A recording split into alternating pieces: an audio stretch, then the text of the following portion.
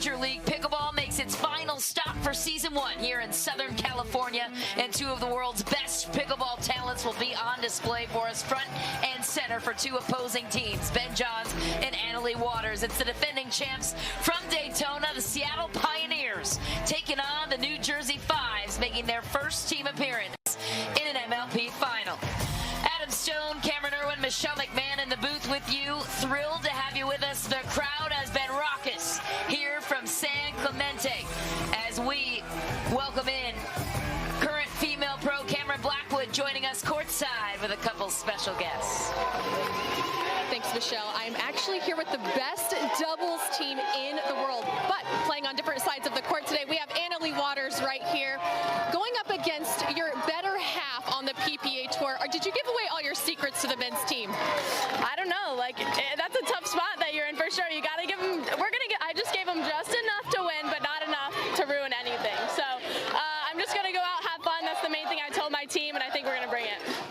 And we have Ben Johns over here with the Seattle Pioneers. Is there any added pressure here trying to defend the title? You know, I didn't really think about it.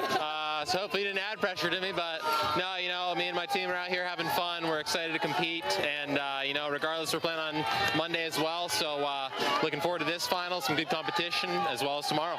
Any special words here for your doubles partner on the PPA Tour? Let's enjoy it. There you have it. Mish, back to you.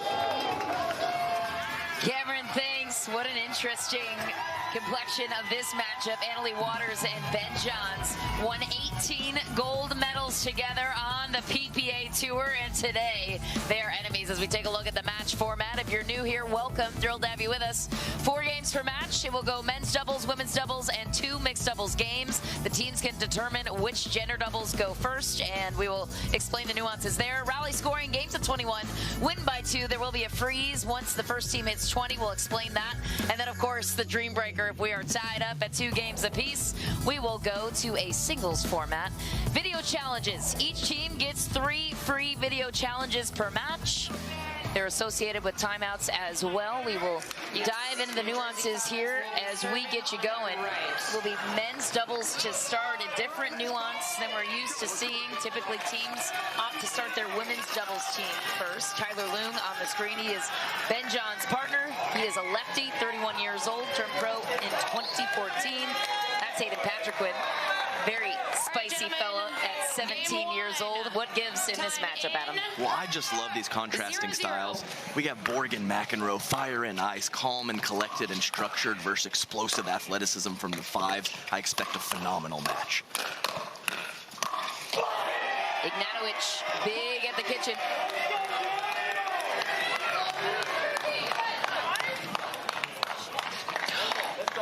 One, 0.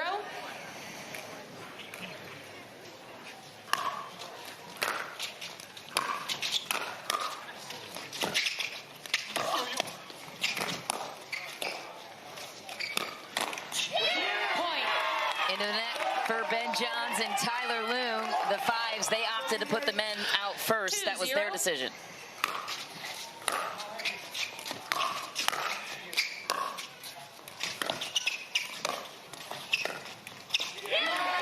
Into the net again for Ben Johns.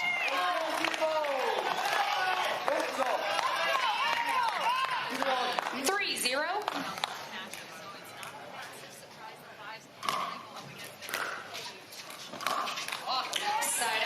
Yes, that's right, Cameron. And my matchup, the match within the match, is the heads-up battle between James Ignatowicz and the counterattack ability of Tyler Loong, who will come out on top because James will be pulling the trigger. Wide for Hayden Patrickwood. Point.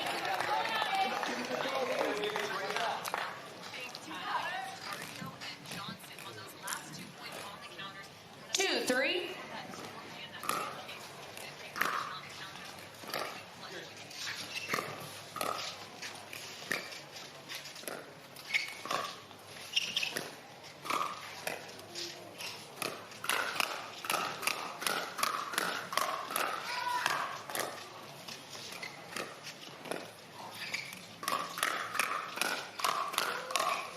Wow, first firefight of the game. You love to see it. Okay, fellas, let's go. After a couple short points to start things off, an extended firefight. Unbelievable play, and that ball just couldn't quite get over for James Ignatowicz. 3-3. Ben Johns in the white for Seattle, serving to James Ignatowicz. Down the middle, easy finish for Ben Johns.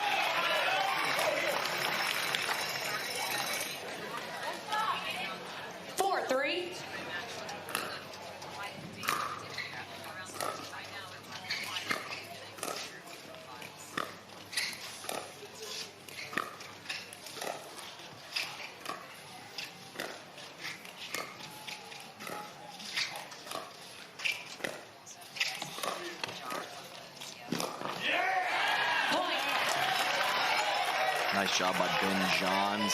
Hayden Patrickman thinking he was going to attack. Feet came off the ground. When you lose your solid base and your balance with your lower body, often you make a mistake, and that's what we saw there from Hayden.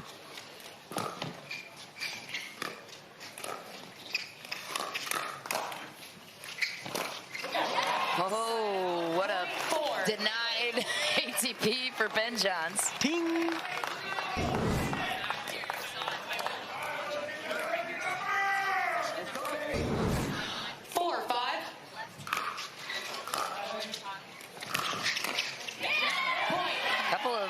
Misses for Ben Johns we're not used to seeing. Yes, he was leaking to the middle like he often does, so a great spot by Hayden Patrickman over to the backhand side. Ben Johns late getting to that backhand, uncharacteristic.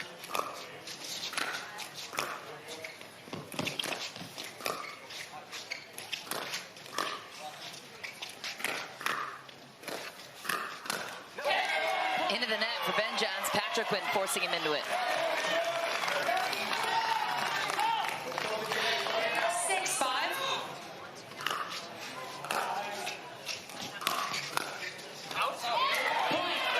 Exactly right, especially on the backswing as well. So pushing through the ball can be an okay option, but the recoil as well. So 7-5. same sport, very similar sports, very different sports at the same time. Another miss for Ben Johns. Yeah, this is, absolutely interesting. I haven't seen him this late switching over from his forehand to his backhand side in a while.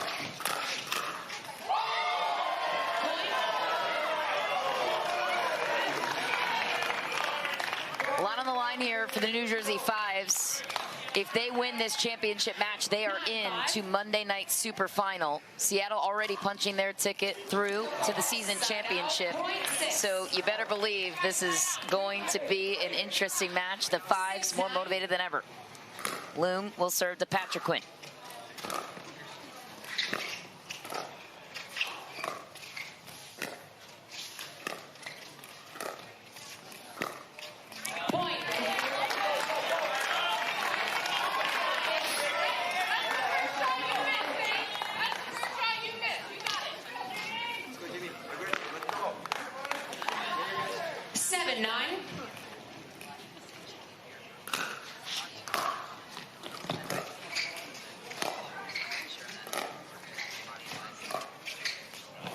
Just wide that time for the 5's, and just like that, Seattle climbs back in. I would have liked to see James Ignatowicz speed that ball up. Very rarely does he miss an opportunity to be aggressive, but I think that was one.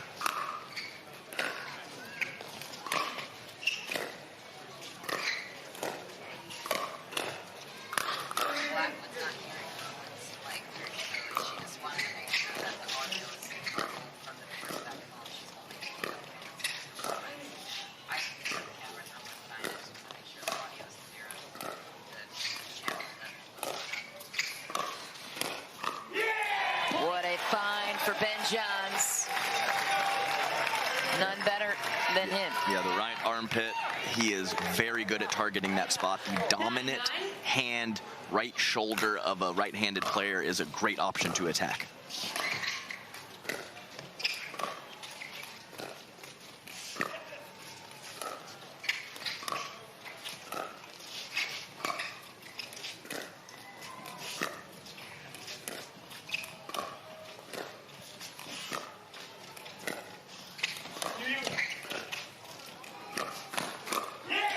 into the net for Patrick Quinn, and Ben Johns going off. Yeah, doing a very solid job. So much quicker to cover that backhand side, and more importantly, with that two-handed backhand. That's a new development in 2023 for him. Quick adjustment from the top player in the world. Side out, point 10. Tie game. There's that awkward paddle position again on the counterattack from Tyler Loom. Ball basically coming right at his throat and head area, and he could not cover that offensive shot.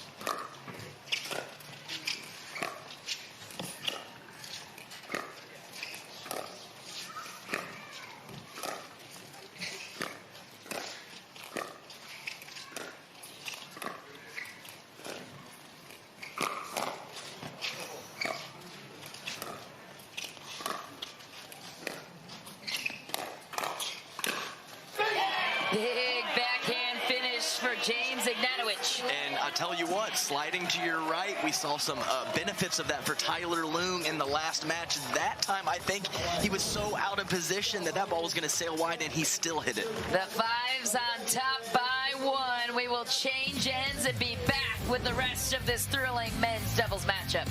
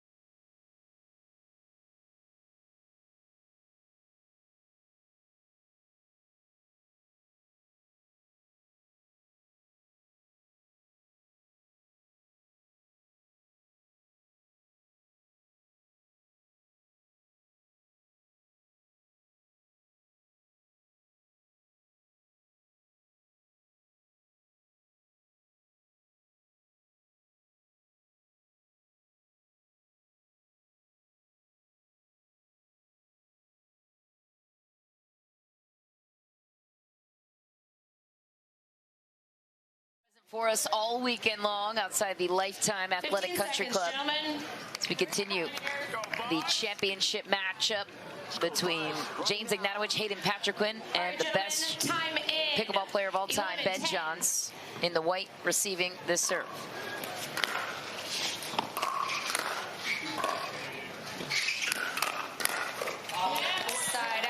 What a spot for Ben Johns. There's that right shoulder target you guys were both talking about. Let's go ahead and he can play a controlled, strategic game at the kitchen line, and he can just let it fly as well. He's got all the tricks.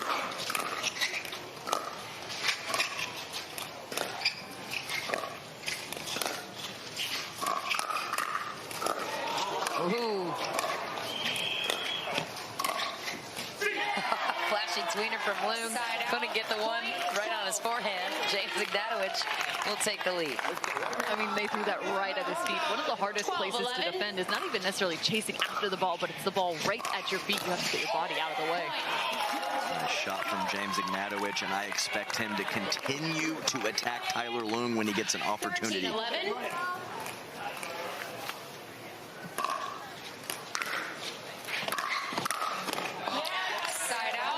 Another good ball just at the feet. This time it's off of Tyler Lung's paddle. It takes a lot of anticipation as well. You kind of have to read how far the opponent's going to be driving in.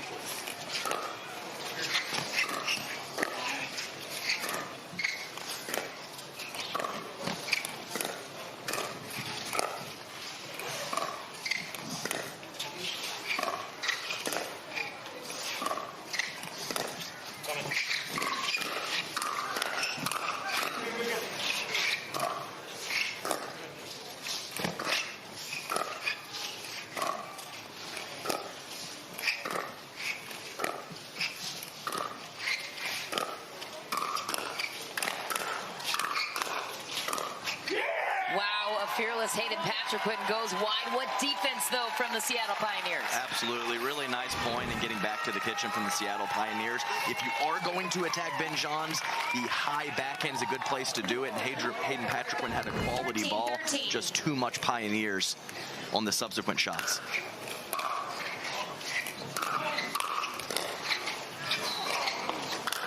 Wow, Ben Johns flying through the middle. That is nasty. I mean, it's just so fun to watch this guy play, whether it's from the baseline, the kitchen line, or his even poach ability right there. Just so athletic in every phase of the game.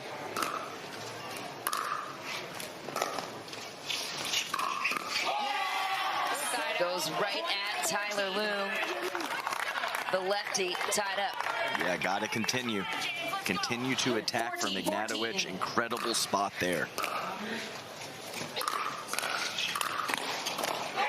Into the net for Ignatowicz. See, this is just what happens. It's so frustrating. You can get him in the perfect spot. You get everything you could ever ask for with a high ball. He digs it out and ends up winning the point a couple shots later. It is very, very frustrating to play this man.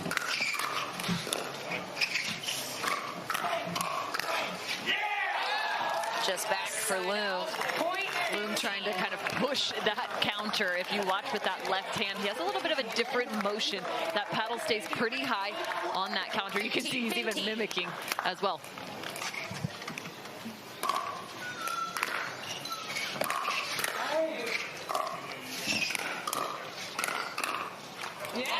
Side out, point 16. It's also interesting to note, just looking at the paddles in each of their hands. Different shapes. All these paddles, there's so many different manufacturers and styles. There's different weights and thicknesses. Tyler plays a little bit more of an elongated paddle.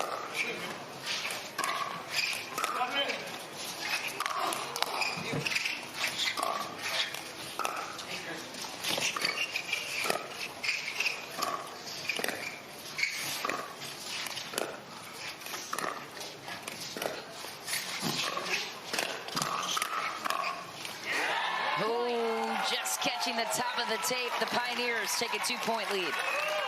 Yeah, and there's not really one paddle that is necessarily better than the other. If you have the paddle with a little more width, more stability, a little more length, more power.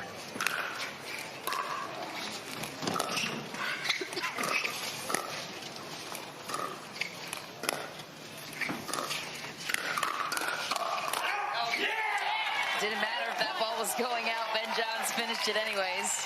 And you just gotta love the smile as he returns to the baseline right there. He wasn't even able to finish his entire move on that last and final contact.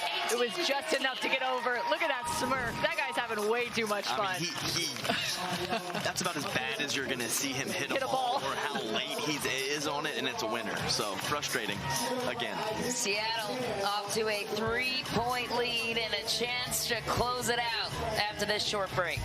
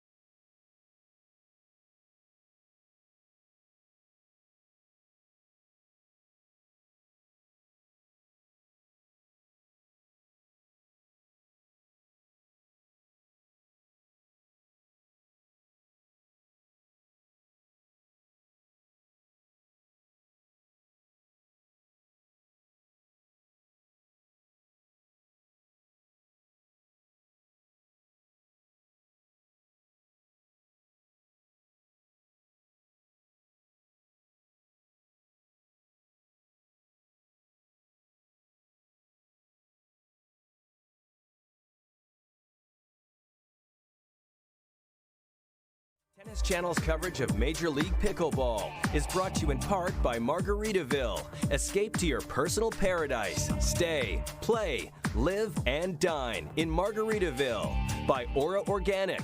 Fuel your lifestyle with Aura, the cleanest, most powerful plant-based supplements. And by Toyota Prius. Toyota Prius. It's ace now.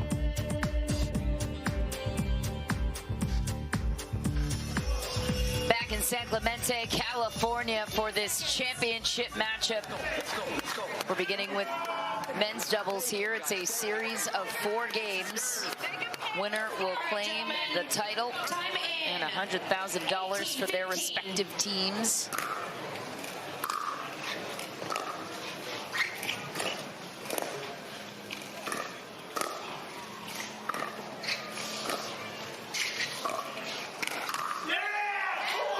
Just long for Patrick Quinn, Loong and Johns in closing distance. 19-15.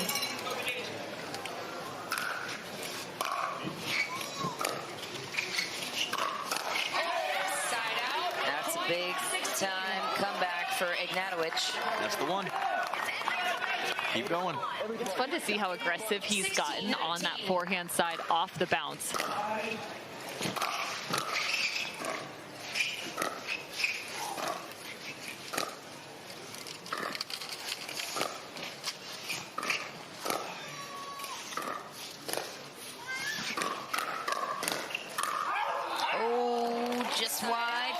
Quinn. And that's such a bummer. It's so cool to see in these firefights. There are patterns that start to take shape, and the ball will actually start in one location. The great replay on it.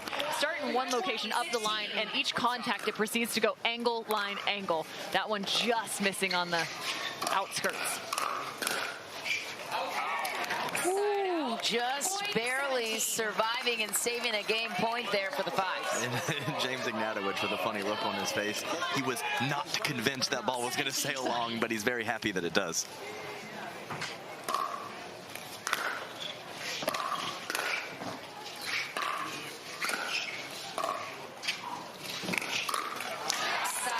Big speed up from Ben Johns. Game point returns to Seattle. Yeah, up high, kind of shoulder level, up at the upper chest of Hayden Patrick. When a tough ball to defend, easier for most players to cover their belly region, and when it goes up high, can create an awkward swing. Into the net for Loong, going for the third shot drop. Ignatowicz and Patrick Quinn continue to rack up points. We are frozen on both sides, meaning we return to side-out scoring.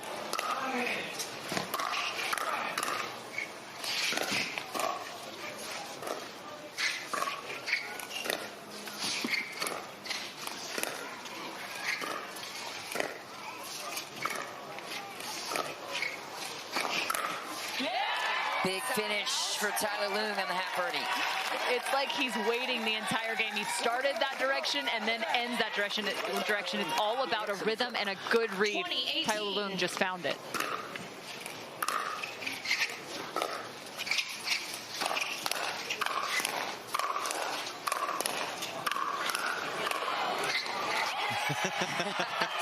That was pretty good stuff there. And I want you guys to note, Ben Johns loves cross-court dinking with whoever is over there. He has put several backhand dinks up the line to Hayden Patrick Quinn so that James Ignatowicz cannot attack Tyler Loong. James Ignatowicz comes up big again. It's a one-point game. And time again, James Ignatowicz going hard up the line off the bounce from that forehand. 20.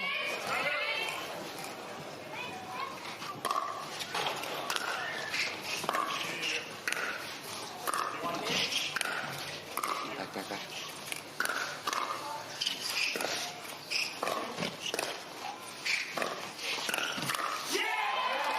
And serve returns to Seattle. Game point number 3 for them. Yeah, I feel your pain, Hayden. Patrick Quinn, I've been in that pattern quite a few times. Just very difficult when Ben Johns is making the proper decisions and the proper execution.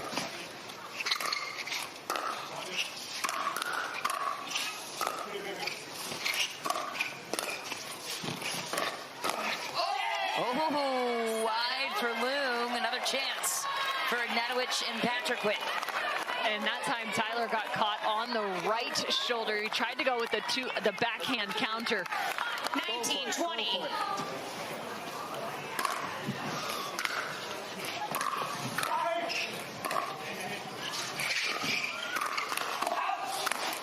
Ben Johns finishes the pop-up. Yes, and I've played Tyler Loong so many times. This is another example of how it's easy and tough to play with a very dominant player. He is in a different court position than he is used to, so we'll have to monitor that in the late stages of this game.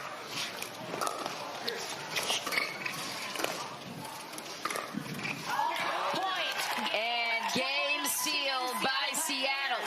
Tyler Loong and Ben Johns close it out, but were they tested against Ignatowicz and Patrickwood? I can't believe how many games Tyler Loong and Ben Johns have won on the weekend, whether it was by 3 points or a 2-point margin, this being another one. I mean, Ben Johns is pulling up some big wins with Tyler Loong, regardless of whoever's in front of him. We'll step aside for just a moment as we get you set for the women's doubles matchup coming your way next. We will chat things over with Ben Johns and Loong after this short break.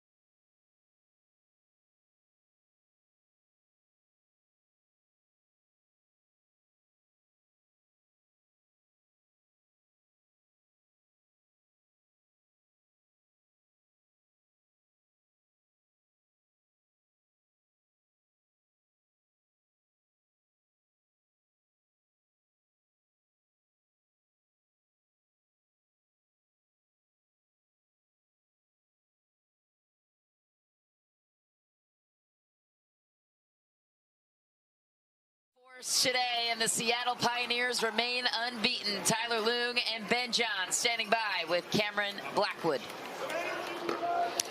Thanks, Michelle. Tyler, a fiery team over there with James and Hayden, but you were able to keep them relatively quiet. What did you know you were going to have to do well in order to take this game?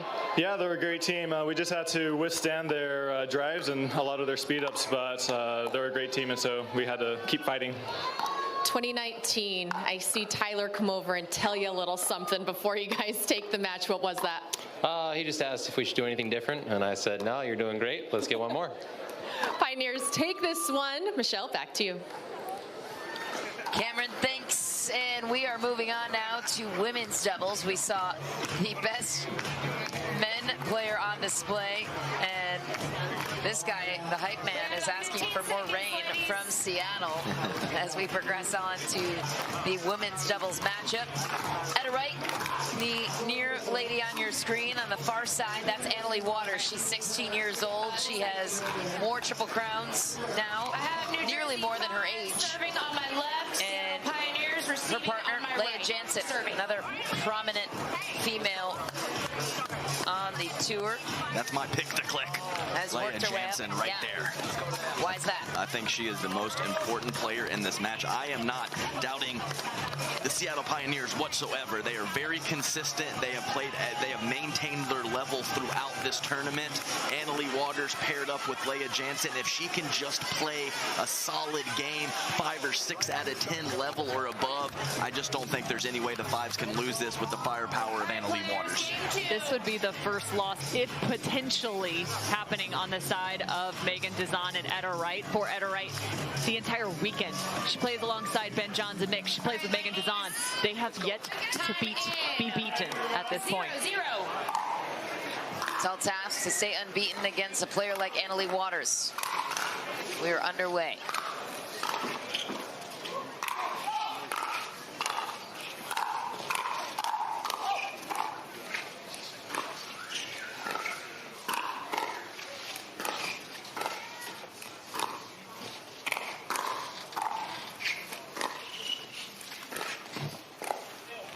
Wow, what a point right out of the gate. Yes, and I never considered Megan Dazan much of a touch and feel player, but she has made a point of emphasis to work the lob into her game, and very effective with it as well.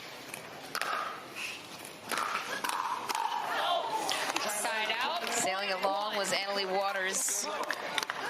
One of the big questions you have to ask is, who do you want to return the ball to? If you return to Leia, you have to deal with Annalie poaching. But Leia is also very solid crashing into the net.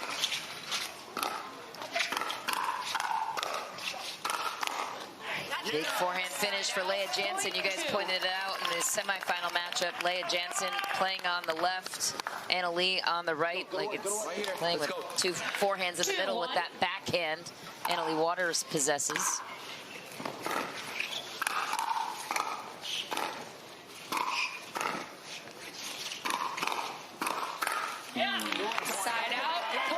Really impressive play from Megan Dazan. You talked about the touch, but I think one of the biggest elements too, the paddle she uses, it's a thinner paddle. She gets so much power utilizing her length and the technology on that thing to really create some pace.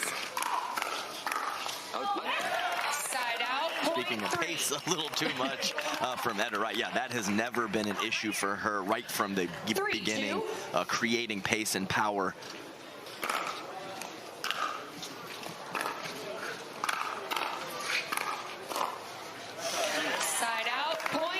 For Jansen, as close as we would expect this one to be. Let's go, Leia. Come on.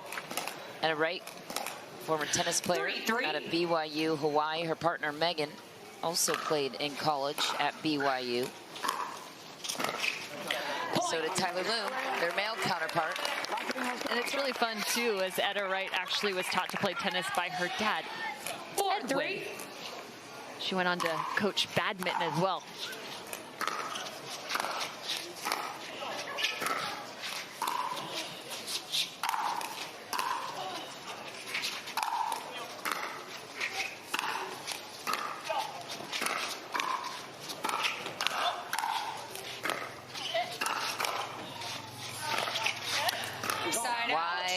For Seattle, point and serve returns to New Jersey. Considering a challenge, but thinking better of it. Must have got some intel from the sidelines.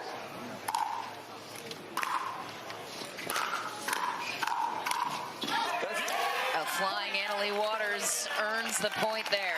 Well, and it almost catches you off guard. You can kind of see Megan Dazan pop up unexpectedly. That's the hard part. You're not used to having that two-handed poach come across. It's going to take 2 or 3 more shots to get that ball down.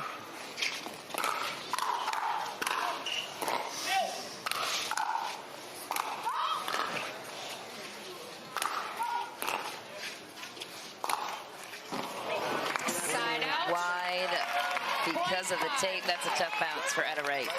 It is a tough bounce, but you saw Megan Dazan better prepared on the exact same play, coming back through on the poach, but actually looks like it caught the line.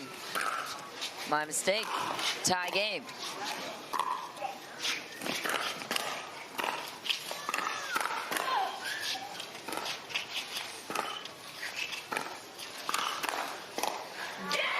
Into the net for Etta Wright that time. Leah Jansen so precise with her placement. Yes, really nice. Several 4 or 5 forehands on the counterattacks from Leah Jansen, stepping to her left, knowing that ball is coming from a cross-court position, and that she can load with the forehand and disregard the backhand. Plenty of firefights in this one, just long for Jansen. It's there, let's go. What's remarkable about the 4 athletes out on the court right now is you're looking at some very versatile players. They can play alongside just about anyone because they can play both the right and the left side. Ball is called good. Leah Jansen sees it clean, and Seattle takes their first lead of this one. At a right, back to serve to Leah Jansen.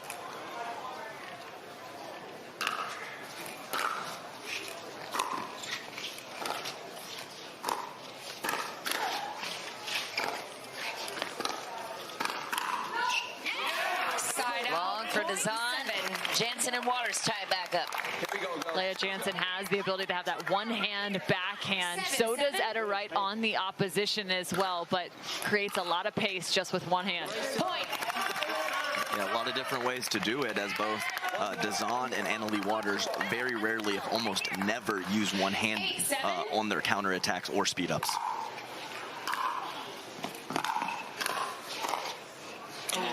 Side out, point 8. Gave him the J.W. Johnson there, throwing the hands up. You try to coax it over with the body language. Unfortunately, it rarely works out.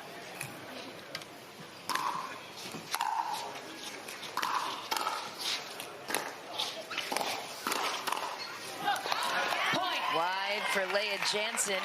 Etta Wright and Megan Dazan applying some pressure on their side. There just wasn't enough room for Leah Jansen to slide far enough right to be able to counter that counter.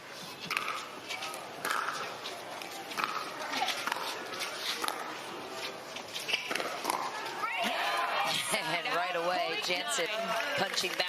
And I know the previous attack was with one hand, that with two, but a great spot on the right hip of Megan Dazan from Leah Jansen. Not going to the middle again, as the two-hander from Dazan is very formidable. Side out. Just back for Annalie Waters. She wanted that one. It's pretty wild for me to see the returns continually go to Leah Jansen. Am I crazy in that regard? No, I don't think so at all.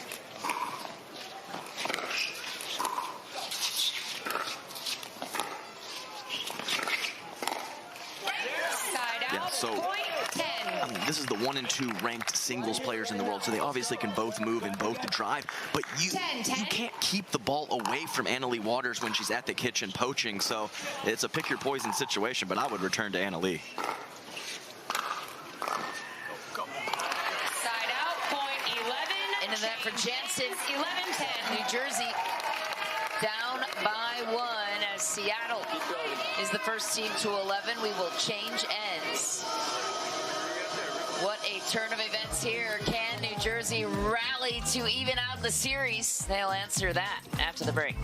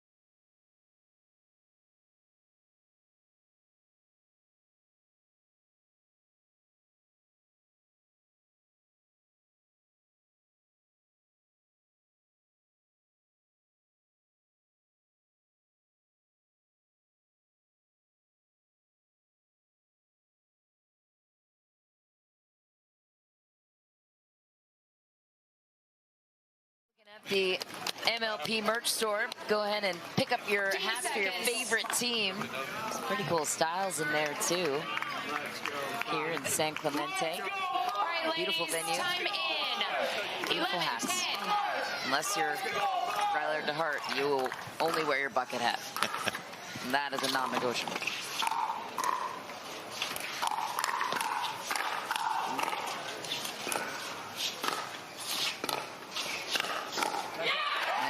The Seattle Pioneers finding a bit of separation here. Yes, very nice play. And I guess one of the issues, as we touched on before the break with returning to Annalie Waters, is she just might drive and crash herself. So really a tough spot on where to put that return.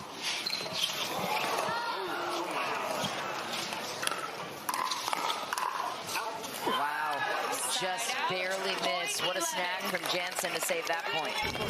Man, some of those are just so tough. The ball, as it falls just over the height of the net, there's only one place you really can put it because it's so tight. It's just got to be popped right back over the top. A nice chase by Leah Jansen. Wow, what a counter from Annalie Waters. So we're tied back up at 12. Can't keep it away from her. So tough. Really just a testament to the footwork and foot speed because she doesn't have a huge wingspan. And a big rip to answer that. Annalie Waters. Well, that's exactly what Adam was talking about right there. Not necessarily even the shake and bake, just her ability from 3 feet within the baseline still to create offense.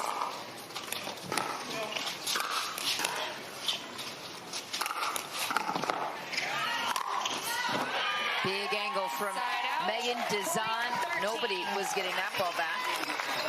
Talk about a loose arm from Megan Dezon right there. Let that thing fly.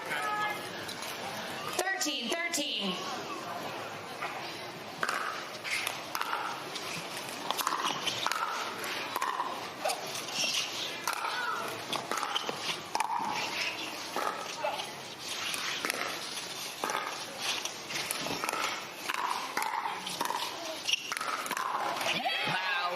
Jansen, you knew she was going to put that ball away. Dezon almost got a paddle on it.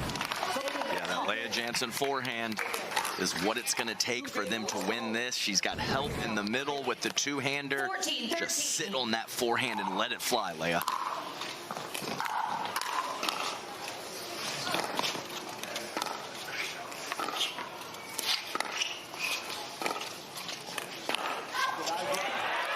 Jansen goes straight ahead at Megan Dezon, full body squat. She listened to me. She listened to me. I said, let it fly. She did. I was going to say, I think Megan Dezon just got a haircut. 14-14.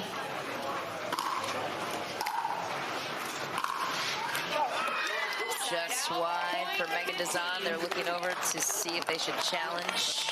They must have gotten confirmation that it was wide. That looked really close to me.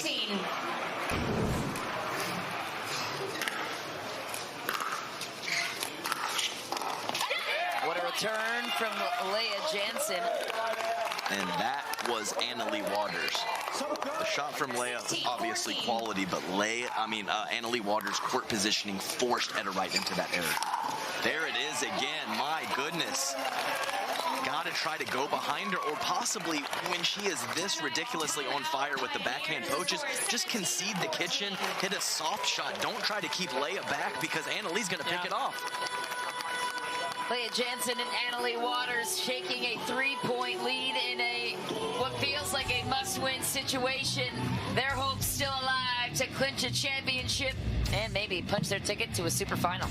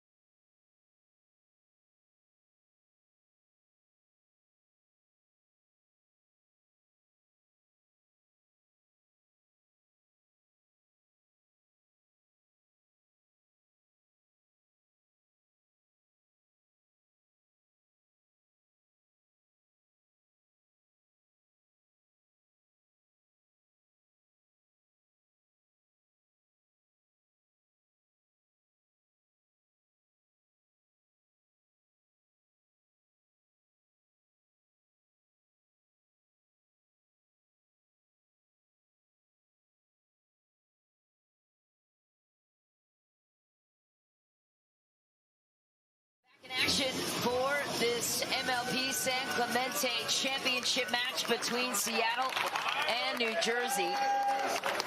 Gary Vaynerchuk's team and Ryan Harwood, the New Jersey 5's. Jansen and Waters finally created some separation, but this one has been close all the way through. Leah Jansen back to serve.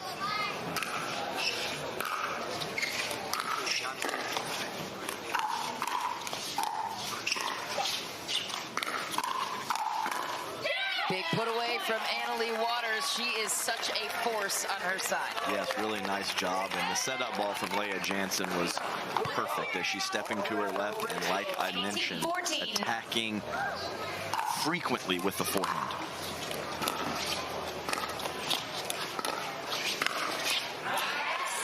At a right finds the feet of Leah Jansen.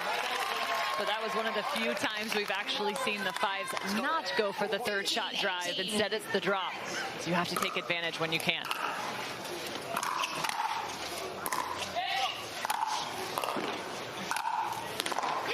Oh, Annalie Waters, she can hit any target on the court.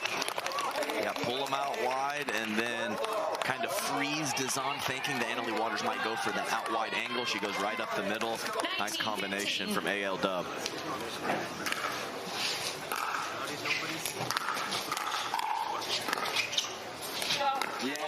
Wide, she's got the power game, and then there she's got the soft reset game. There's not a whole lot of ways you can beat this girl.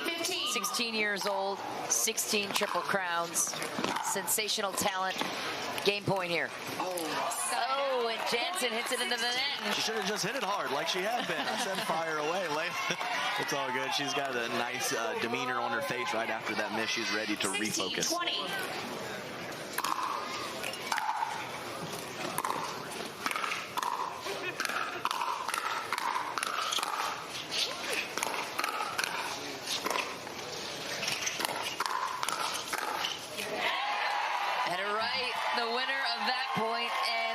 Crucial as they remain on rally scoring. So wild to see how these women generate different kinds of power. Leah Jansen has a really nice stroke. Watch her kind of utilize a shoulder dip and pull as she's creating opportunities at the kitchen line.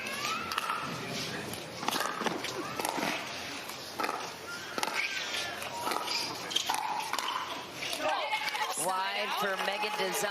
Serve returns to Jansen and Waters, and a chance to finish it here. Really tough from that position with a two-handed backhand to get the ball to the right side of Dazan's body.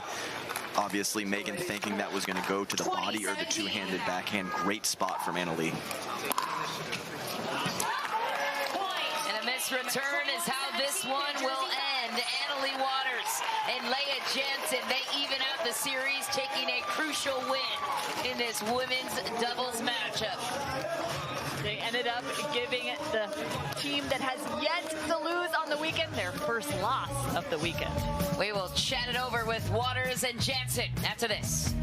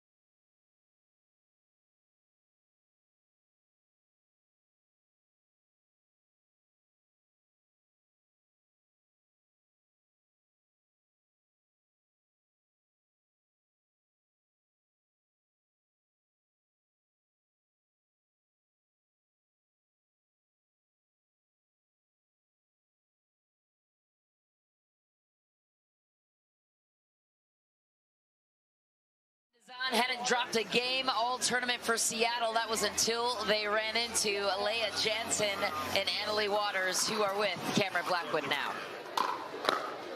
Thanks, Michelle. Yes, Annalie, you gave the Pioneer women their first loss of the weekend. What was key to success against them? Well, I think it's good we didn't know that before the match, but I think me and Leah play our best when we're aggressive and going out there and playing with no fear. And I think even though our men lost, we went out there, we knew we could win, and just kept that mindset through the whole game, just being super positive, talking to each other a lot and sticking to the game plan. And speaking of that aggression there, you were looking to speed up nearly every ball there at the kitchen line. What spot were you going at that was giving you so much success?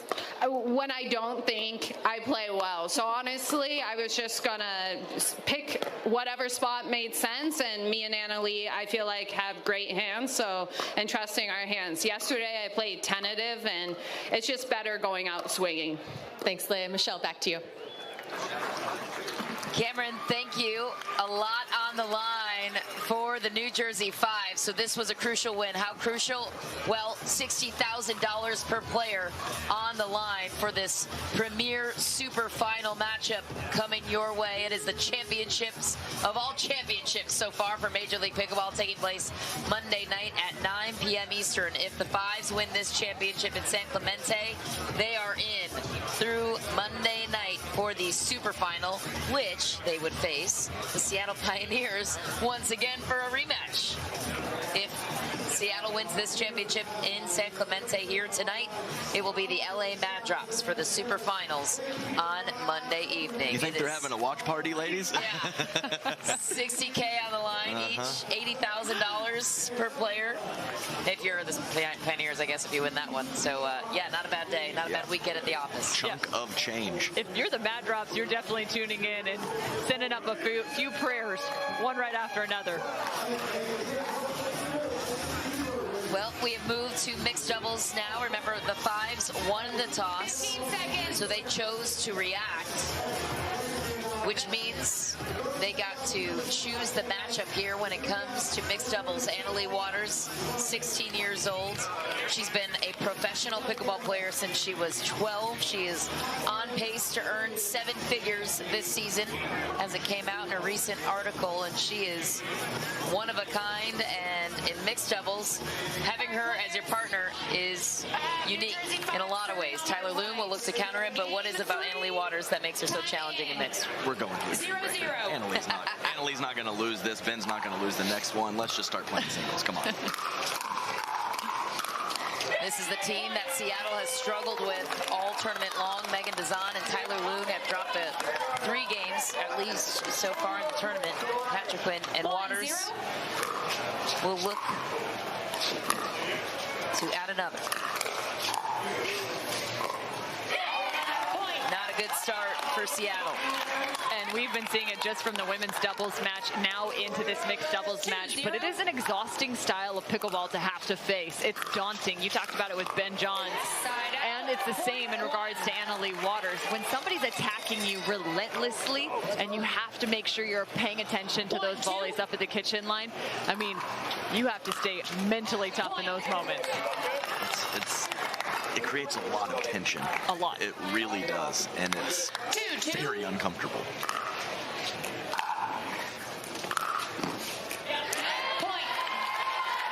Tyler Loom just finds the baseline on that big lefty forehand swing. 3-2. A little extra court to work with when you go fully cross court like that. Side out. And then he misses that ball into the net. I think it's kind of fun that Megan and Tyler get to play together, considering Tyler was her coach at one point or another. Side out. Speaking of Tyler Loom, happy Father's Day to him and you, Adam Stone, new father. Tyler Loom, one of the great fathers on tour. 2 little girls, and Adam has a little boy.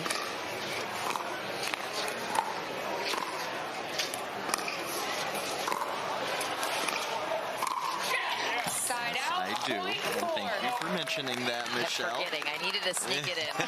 Probably not the moment, but hey, you know what? I got to get it out there. Oh, good. Big day for you. Yeah, Tyler. 2 months, right? Yeah, Tyler, the only father out there. How about that finishing touch on Father's Day? Perfect timing. Attaboy, Loom. And I saw the 2 daughters earlier. They are pretty dang cute. Had some fun with them playing around. So, yeah, family affair out here on the pickleball world. So it's great to have his family here supporting him. They're hoping for a super final championship because Dad brings home a $60,000 check plus $20K if they win this one. That spells vacation. That's right. Side out, .6. So far, Dazan and Loom hanging right in this matchup. 6-5.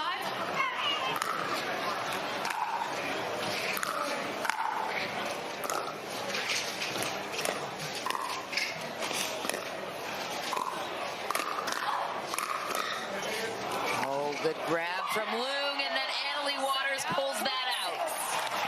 I mean, to find that forehand cross-court while on the move, this is just Annalie Waters all day. It's like she's playing singles out there. It's like a fadeaway jumper. So true. She's moving backwards. I mean, wild. Oh, wow. What about that shot from Megan Dazan catching the backside of Annalie? Finally, someone went behind her and didn't try to force the ball to her partner. That's at the baseline. Great spot, Megan Dazan. Get Annalie out of the middle. You got to do it. Side out, .7. Pushing that third shot a little bit wide. Megan Dazan looking down at her paddle.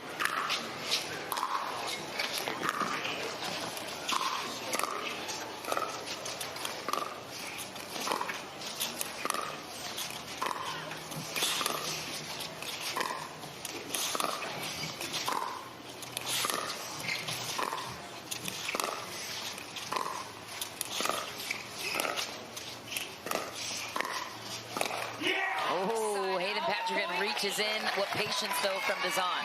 I mean, it's wild to watch in these cross-court dink rallies just how precise they have to be, especially that ball coming up off the bounce. That requires heavy footwork to get back off the kitchen line and back on.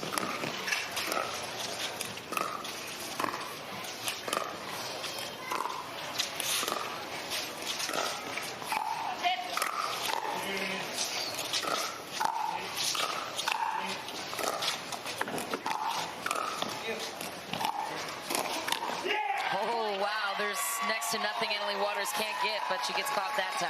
Yeah, sneaky job by Dazan. I think everyone on the court thought she was going to let that ball bounce. She lunges forward at the last moment to sneakily take it out of the air and jam up Annalie Waters.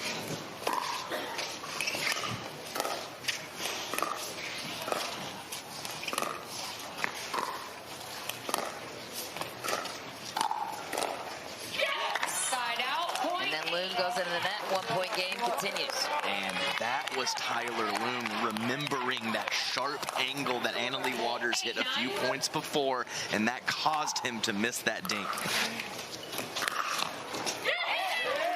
Just grabbing the sideline was Hayden Patrick. That's as close as it gets. No fear in this 17-year-old's mind.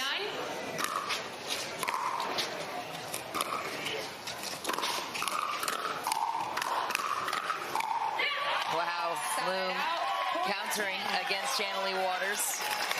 Just missed the redirect. It was like a figure 8 drill. That's what I was thinking.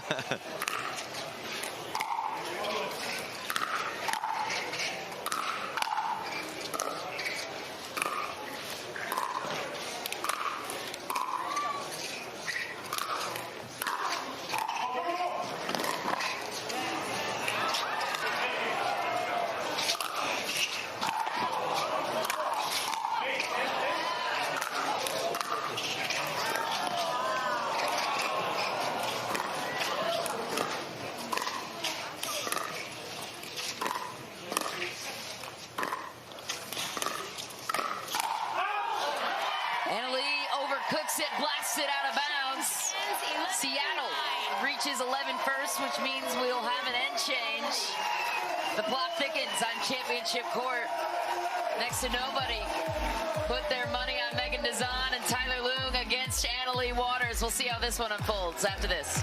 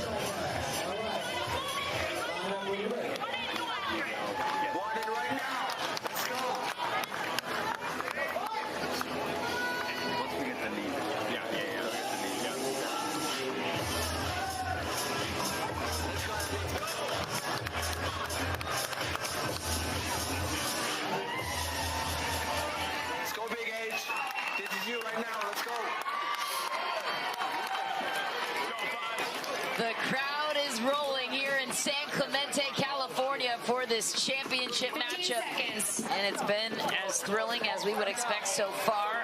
The plot twist, Megan Dazan and Tyler Loom taking over a 2-point lead on the best female player in the world, Annalie Waters. Doesn't matter who she's playing with, she's dominant in mixed doubles. And Hayden Patrickwood. Oh no, foot fault for Patrickwood. And we saw this earlier. You mentioned it, Adam. A little bit of a size differential between Hayden Patrickwood and Annalie Waters in the other side of the net. So looking to force them to have to find the overhead.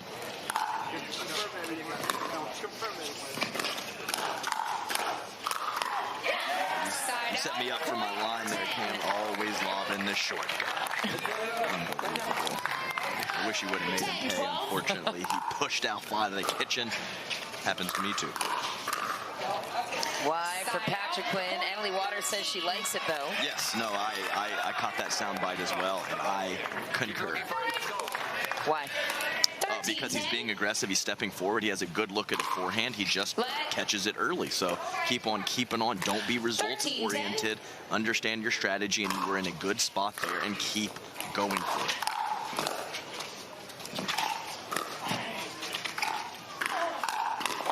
How about that backhand down the line for Annalie Waters? Let's go, Big H.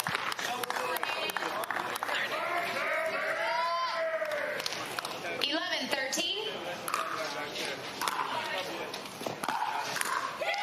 Annalie Waters called that one early in the middle. Another nuance you don't normally see in mixed. You usually see the guys step in on their forehand. There's Annalie on the backhand, showing how dominant she is.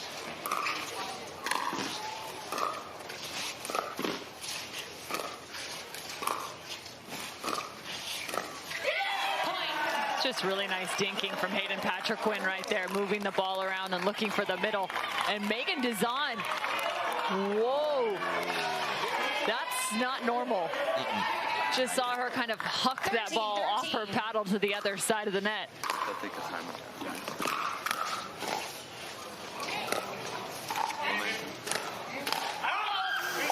And then she sails it wide. Annalie Waters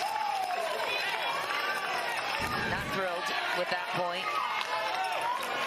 14-13. There's the firepower of Dazan on the toss back that you mentioned, Cameron.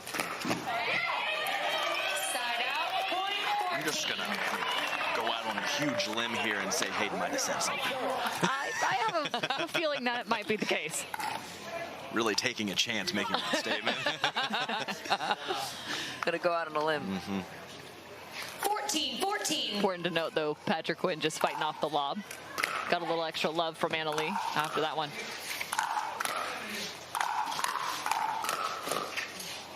Wow.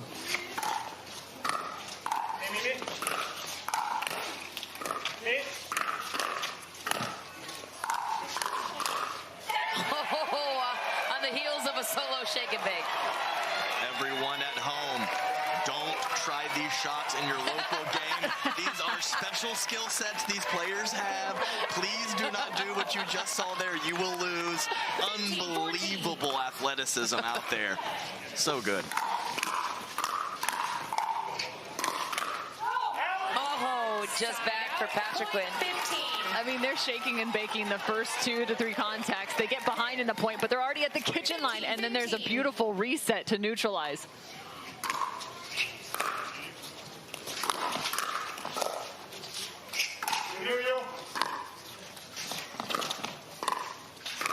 Oh, and that's the risk of being the aggressor. I'm still okay with it. I'm not going to say that was an obvious attack that he should do 100% of the time, but to flip that ball with the backhand, no problem with me.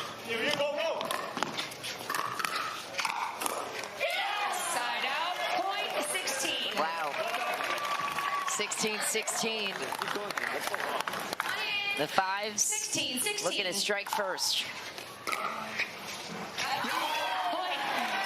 And a missed return means the 5's take the lead back. It's been a while since they held it in the very beginning. Big blast out of bounds for Annalie Waters. Did you like that choice? Well, it's been working so much for her. Yeah. I can't fault it too much. Let's go, Big H. 17. Tie game continues. Seattle.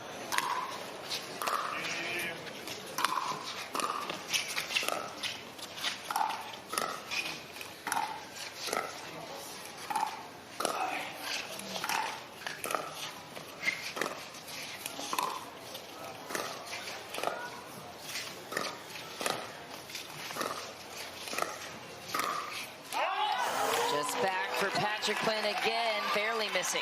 Yeah, and I think that's about the third backhand we've kind of seen him reach overextend and get about 3 inches too long from the baseline.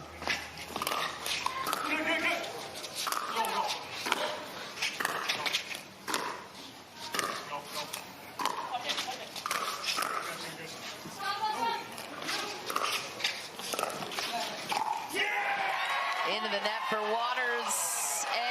Seattle now with a 2-point lead. Yeah, tough break for Annalie as she's coming over. Hayden Patrickman calling her off, but she was already fully committed. And nice job by the Pioneers neutralizing that offensive attempt and forcing Annalie Waters into an incredibly difficult shot. What will happen here? How will New Jersey respond? Trailing by 2, but with the best female player on their side. Find out after this.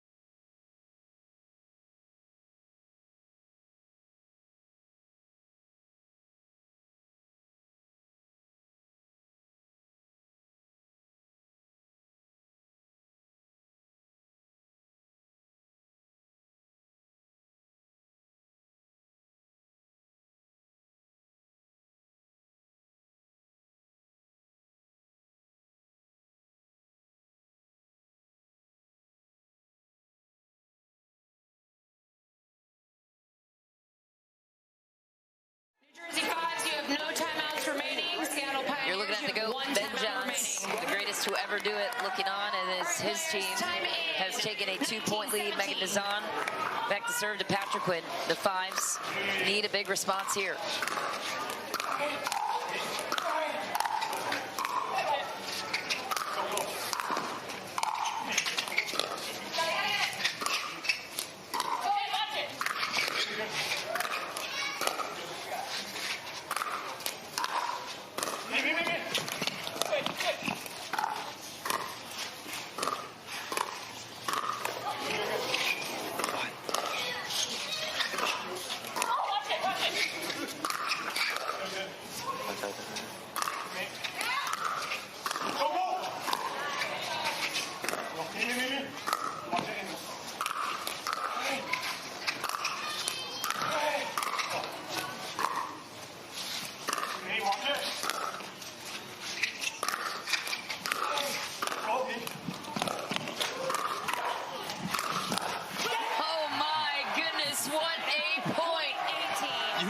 it's a wild point when Tyler Loon hits 25 shots from the left side of the court.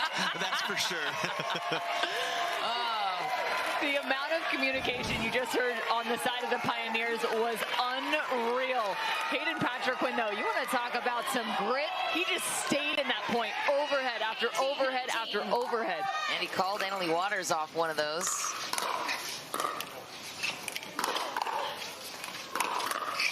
Wow, Megan Dazan packs so much power. Hayden Patrickman just redirects it.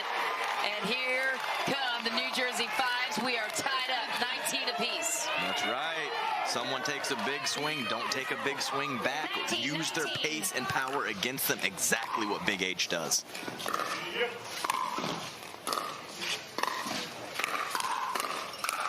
Oh my goodness, the momentum has completely shifted. The New Jersey 5's game point and a chance to take the series lead here.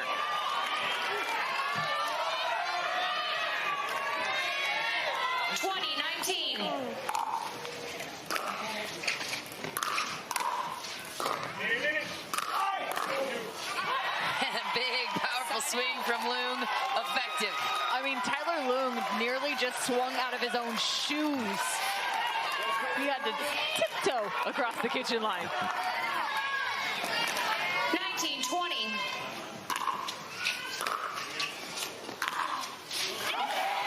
Back for Dazan. Serve returns to Waters and Patriquin. And so does game point. We're in the freeze, meaning rally, excuse me, side out scoring both sides.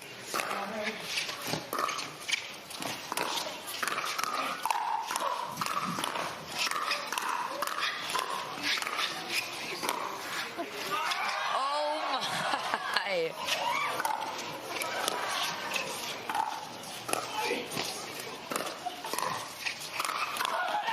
And the New Jersey 5's.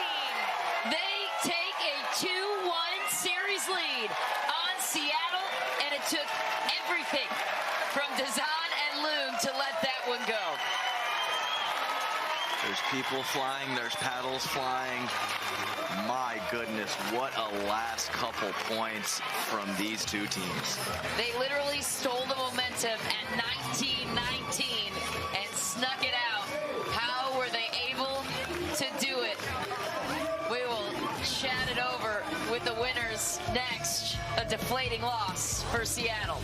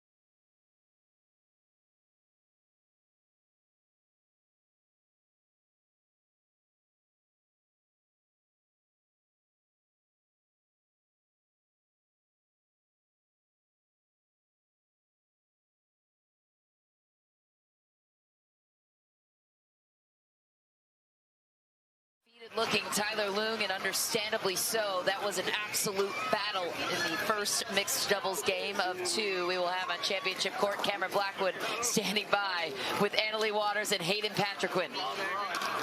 What an incredible match by you guys. Everyone was standing on their feet right then.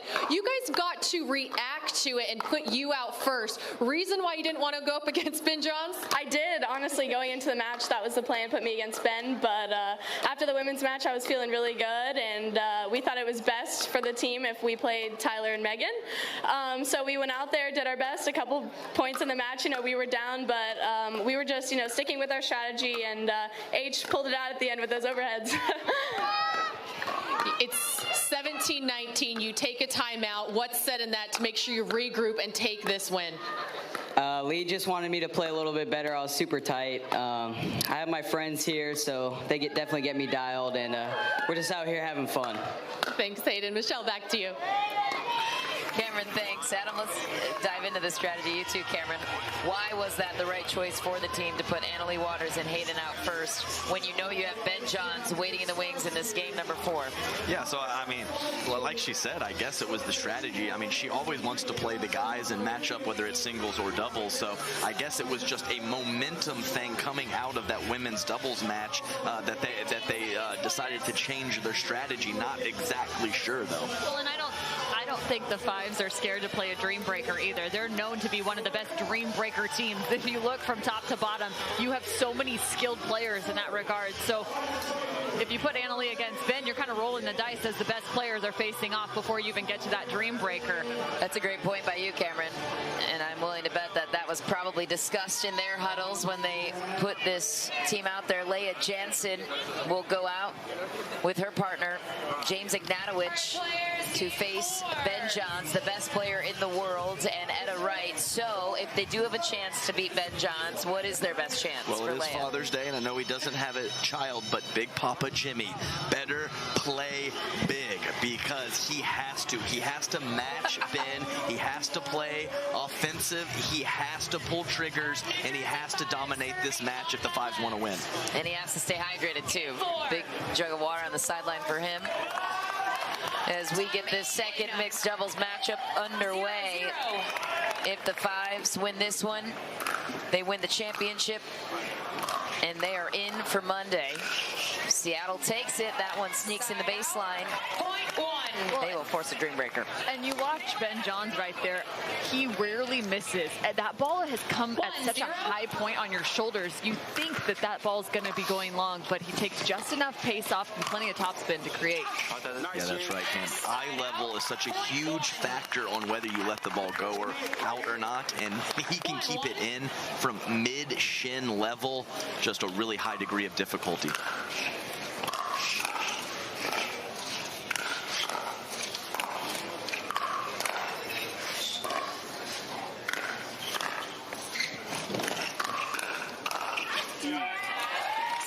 Long for Leah. Ben Johns forcing the issue. Right back. Let's go to that. Right now. 2-1.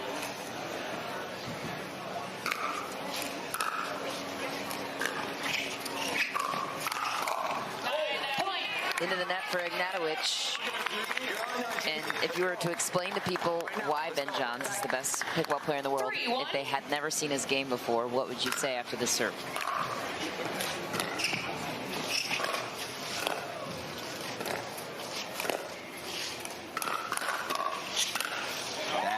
That right there. It's just anytime there is something that you know is difficult to do and someone makes it look so easy, it's just a special thing. He is never in a hurry, but he covers the court. He makes the right decisions. There's just no weaknesses in his game whatsoever, and he's very mentally tough as well. Big part of that has to be the positioning, right? Always in the right place at the right time. Takes the right swings, disciplined in his approach. And he's proficient in everything, right, Michelle? So oftentimes we'll talk about, well, maybe they don't have offense on their backhand side, or maybe their forehand they don't create as often. That's not the case with Ben Johns. Side out. Seattle up by 3 early. It's looking more and more like you'll be right on this one, Adam, and a dream breaker could be in sight.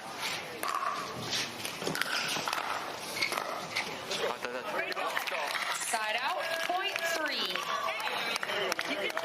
You can drive to Ben, too. You can drive to Ben on the third if you want. Let's go.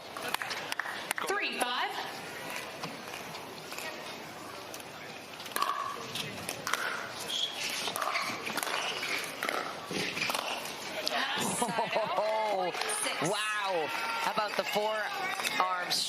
to put that ball away.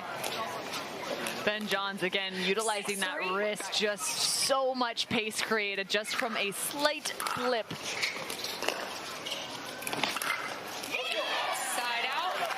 Well, we'll just label that a decent spot from Leah Jansen, freezing both opponents. Neither one really even making a motion towards the ball.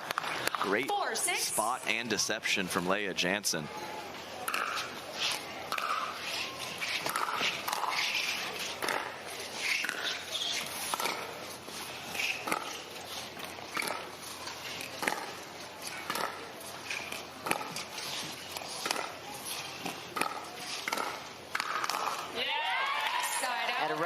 Exposing the backhand of Leah Jansen. Yeah, and I really like the lateral movement there from Etta Wright, recognizing the right time to take a step towards the center line and get a little bit more aggressive, taking that ball out of the air.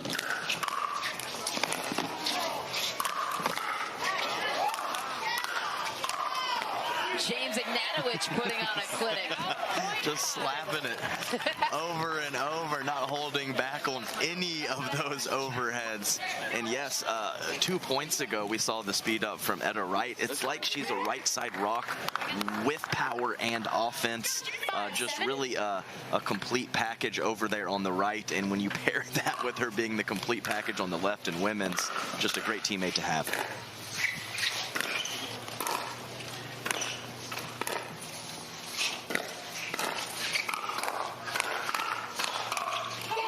And the counterpunch, James Ignatowicz. Such an emotional player, and I mean that in the best possible way. Once he starts to get not only a shot after shot, but he starts to feel a little bit more confident. You better be weary, because that man can take fire and take fire very quickly.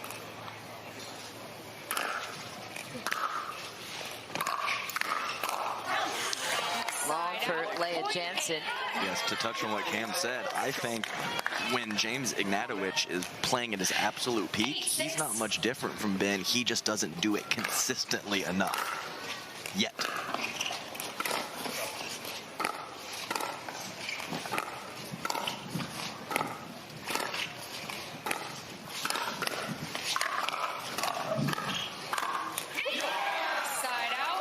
Big forehand roll from Ignatowicz. This is tighter than maybe some would have expected it to be with Ben Johns on the other side. Into the net for Johns. We are all tied up. And I like the service pressure. You also have to be a little bit gutsier in the game of Major League Pickleball, as you can still lose points on that serve. Side out, point 9. James, he wasn't thrilled with himself on that drive attempt. 9-8.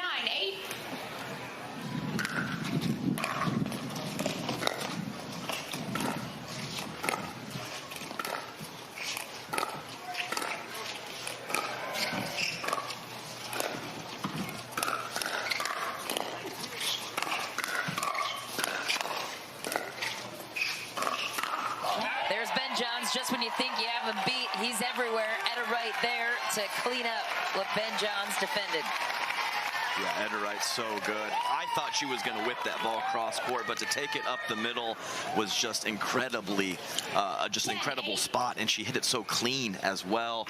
Pace and precision, so good.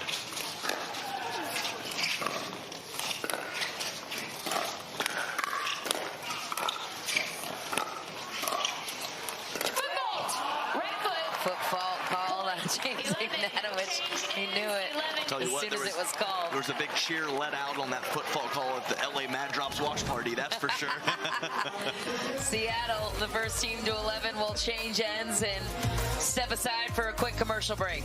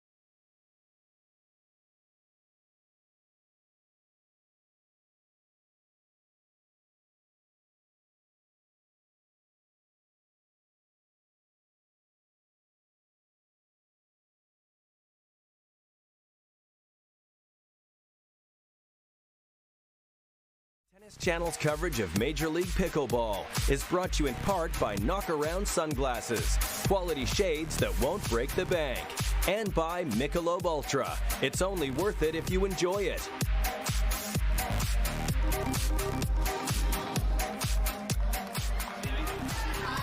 The New Jersey Fives looking to pull a comeback here. Tall task against Ben Johns. Once you give him an inch, he takes a mile. This guy is dangerous in any sort of situation. At a right has been rock solid to his right. Miss there for Ben Johns. If the Fives want to come back in this one, what do they have to do or continue doing on their side? 9-11.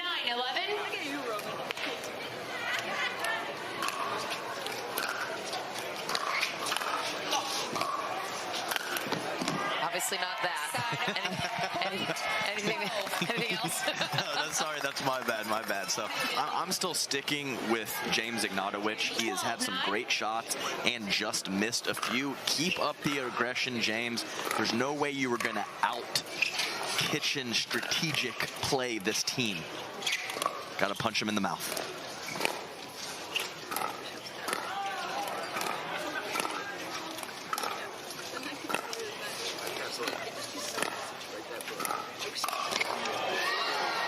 Wow, at a right, Ben Johns.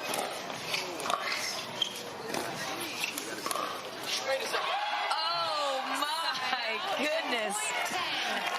Etta Wright just ducked out of the way thinking that ball's going long, and somehow James finds the back corner. That was an incredible point. How Etta Wright and Ben Johns both made those plays to extend the rally is beyond me. That's what it takes these days, I guess.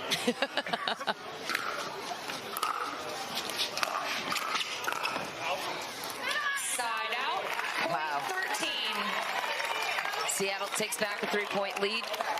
I think Leah Jansen was hoping for a big two-handed backhand in the middle there. Nice spot from Etta Wright to get it over to the other side of her body.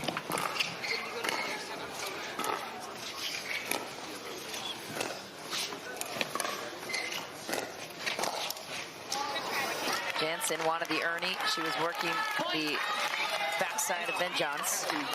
Yeah, and it becomes really tough. She's looking for Ben's eyes to drop down and behind him. He did that, but it's an even better ball as he neutralized, sending that just enough back to the middle of the court. Down the line for Etta Wright. That was huge. A 5-point lead for Seattle. I mean, that's just a heck of a shot from Etta Wright. The fact that she drops that paddle completely down in front of her, that block shot, and still keeps that within the sideline. Timeout called on the court. We're going to take our own timeout and check back in as Ben Johns looks to take over this game.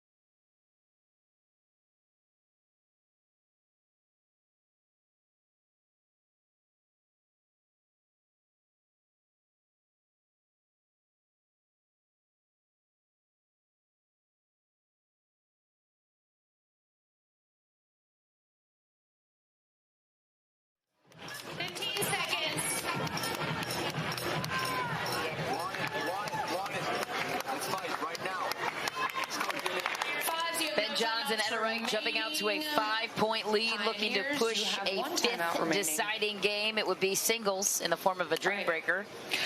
San Clemente faithful remain enthusiastic on the sidelines, supporting Major League Pickleball and their favorite teams.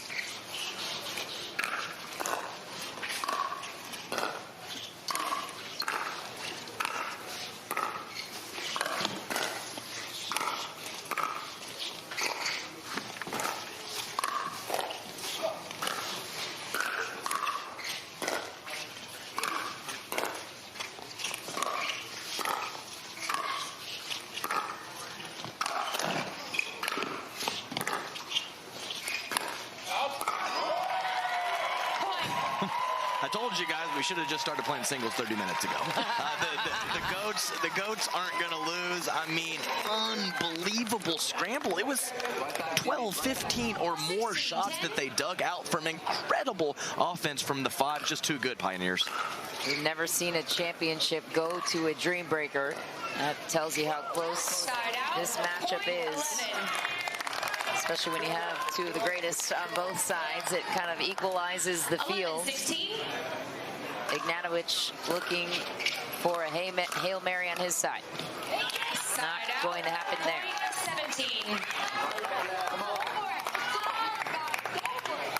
17-11. Wide for Ignatowicz.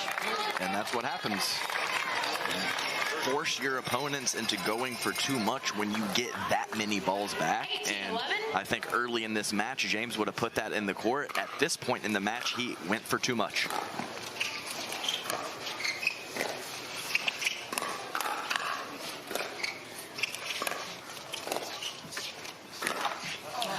Into the net for Jensen, and Seattle 2 points away from forcing a 5th deciding game. It comes to a dream breaker. Who are you putting your money on? The 5s. Okay.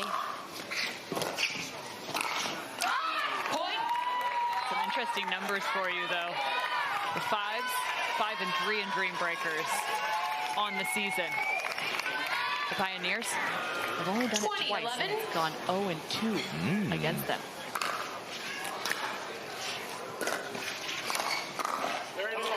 Because they're used to winning in straight games. Exactly, you're right. Correct. They've never been tested. And they have 2 non-full-time singles players in Etta Wright and Megan Dizon now. Plenty of talent, but not singles grinders. Rally scoring continues on the side of New Jersey, while Seattle is frozen on 20 until they can win it on their serve.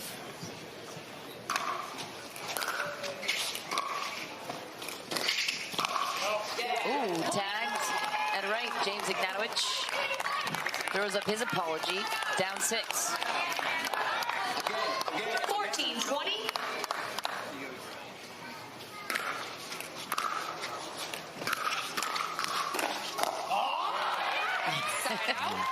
Reaction pretty much says it all. Yeah, sometimes just a little too much. James Ignatowicz trying to drop that down, stay the aggressor through the middle. Game point for Seattle.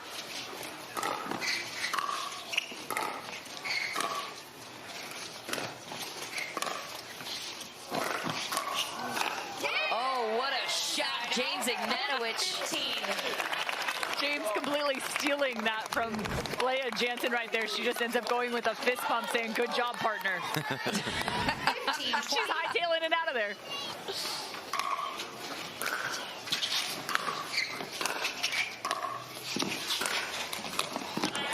Ben Johns, a clean winner to the corner. Just when you think you have him read, he goes the other direction at the last second. Game point number 2 for Etta Wright and Ben Johns. That's how this one will resolve. So guess what, guys? Bonus pickleball coming around the corner. Ben Johns and Etta Wright, they clean up, winning this one 21-15. So we will go into the singles rounds after this short break. We'll have men against women, women against men. You don't want to miss it. It's always a wild time. Major League Pickleball. There's nothing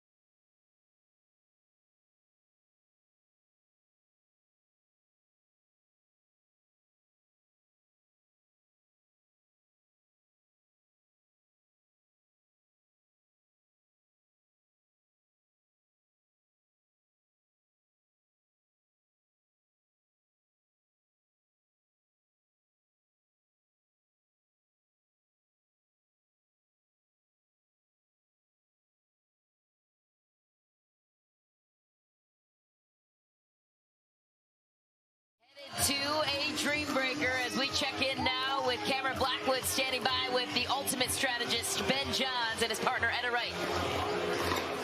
Thanks, Michelle. Etta, not much emotion on your guys' side. You're very calm and collected, but how confident were you that you could take this win and send it to a dream breaker? I think just knowing that Ben is on my side, I think that's really helpful. That helps me be confident, so yeah. And we know you're used to jumping into singles, doubles, mixed, but what are you going to tell your team here in order to switch this mentality?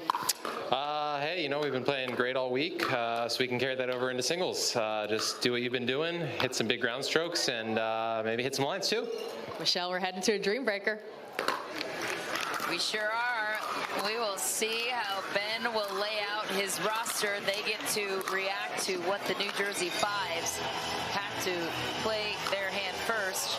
It's kind of like a batting order. If you're new here, you put out your top 4 players in the respective order that you, and if you're the team that has to play your order first, you would go out with the order that you think you're going to get the most points out of, no matter what, your best lineups, right? So we will wait to get the lineups live. What do you think the Fives should do order-wise? They put out James first, Annalise second. Revealing their first lineup for the Dream Breaker. Annalie, who is your first selection? James Ignatowicz against Ben Johns. Annalie versus Tyler Loong. Hayden Patriquin versus Megan Dizon. And that leaves Leia versus Etta. I don't know why I said James. Sorry. All right, Courtney Johnson, our lead referee here for Major League Pickleball. And so if you missed it, the Fives had to lay their order first. They went with James Ignatowicz first, Annalie Waters second, Hayden Patriquin third, Leia Jansen fourth, to which Ben Johns countered with himself first against James, Tyler Loong against Annalie Waters. We love to see the male-female duel. Hayden Patriquin against Megan Dizon. And then Leia Jansen against Etta Wright. That's an interesting looking lineup. What do you think? Yeah, so really I think Etta Wright and Megan Dizon are pretty interchangeable. They're very, very similar level. I would actually have put Hayden Patriquin as number 2 and Annalie as 3, but it's just a slight edge that I would give Hayden. It's all about that batting order, like you said. It's a chance that some of your players can't come up, so you always put your best players early in the lineup unless it's for a very, very specific reason. This is the Toyota Prius Dream Breaker. James Ignatowicz back to serve against the greatest singles player on tour, Ben Johns, best in the world.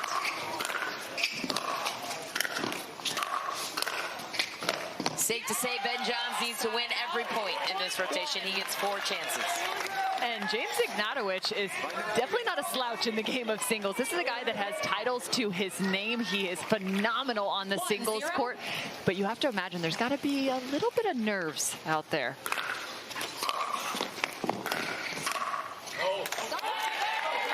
It's a big part of the Fives draft strategy, and Ryan Harwood, they wanted big-time singles players. They got Leia Jansen and James Ignatowicz on the 24-25 turn of the draft. Side out. Yes, sir, for Ben Johns. James is on the board. 1-2. Still bouncing. Side out. Point 3. Some of his reactions have been pretty good, not just in these singles points and the doubles as well. Ben Johns takes 3 of the 4 available points. So now we turn to the second rotation. It's Annalie Waters against Tyler Loong. Seems like a lose-lose scenario for Tyler Loong. Yeah, pretty much, but listen to the crowd.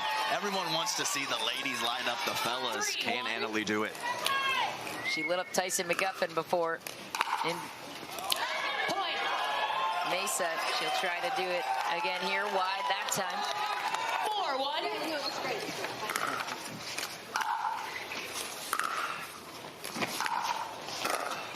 Oh, what deception from Tyler Loong. Well, we've been talking about that same shot in his doubles game all day long. He pulls it out in the singles as well.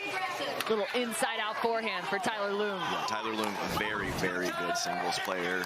I'm not sure which year. I believe 2020 he won a bronze at the national championships at Indian Wells. Just back for Annalie Waters on the return.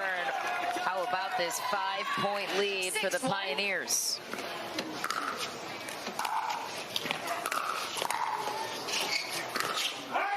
Tyler Loom cleans up. He gets all 4 points in his rotation.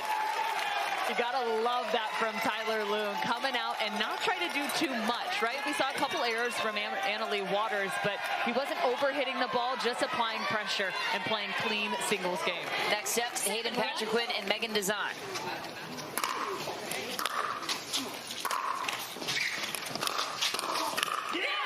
Here's where the 5s could make up some ground, but Dezan running away with point number 1 in her rotation. Wow, I thought these were the best 2 matchups for the 5s, and I want to correct myself. It was a silver medal for Tyler Loom, not bronze. I apologize. Apology accepted, Adam. I'm going to be curious to see if Hayden stays at the baseline. You saw in the last Dream Breaker they played in the semifinals, he kind of stayed steady on that backhand side, waited for his opportunity to come forward. 2-8.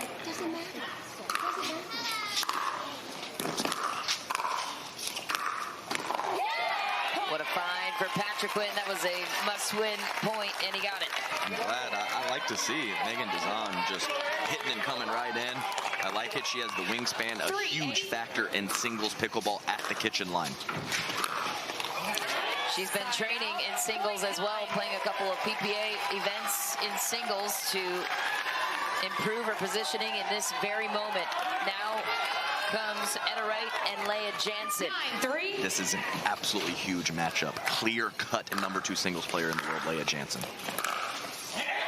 Oh my goodness, and then Etta Wright does that. Yeah, this is not 2 out of 3 side-out scoring. This is the Dream Breaker. It is special. It is a unique format, and anything can happen 4 points at a time. 10-3.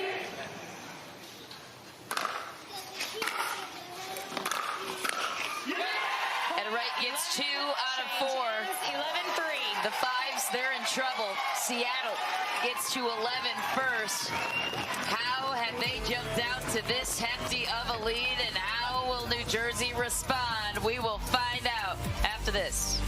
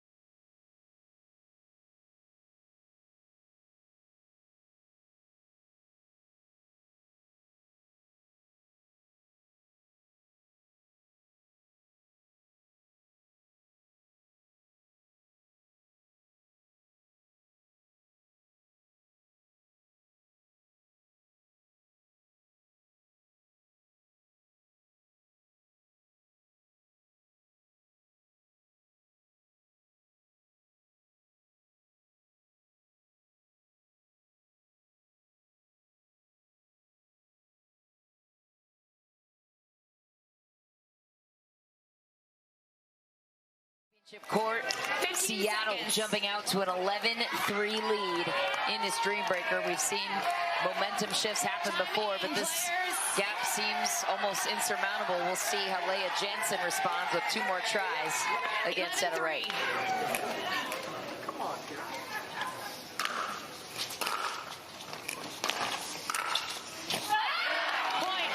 Wide for Leah. That's 3 strikes for Etta Wright on her forehand side where she has done damage. If I'm Leah Jansen, I might look to that backhand side of Wright.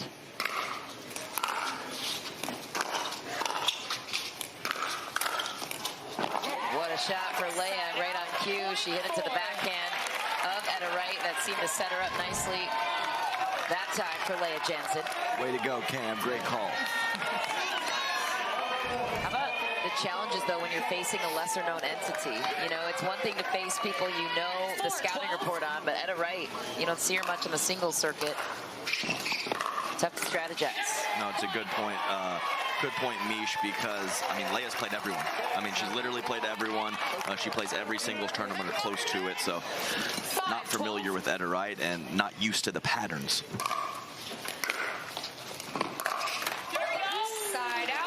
That's the second time James has just missed that open stance forehand, trying to go up the line short. Something to pay attention to as he's chasing that ball.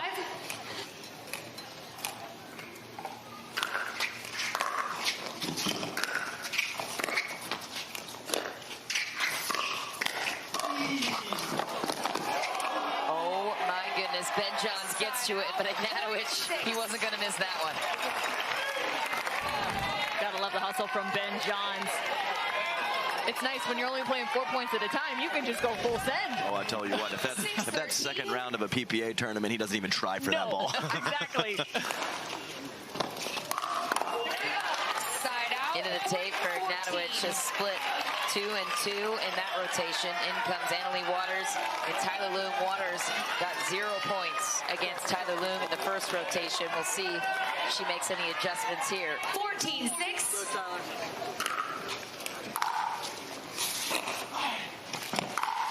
Wow, Loom protecting that forehand, so Waters goes wide on the backhand. Yeah, I mean, that's pretty much a layup. Pretty terrible approach shot from Tyler Loong, and I'm comfortable saying terrible because he did so good on the previous 4 points.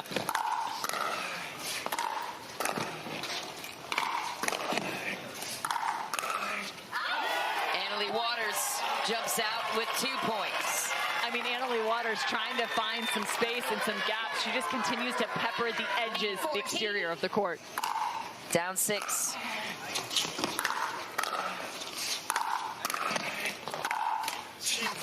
Now they're only down 5.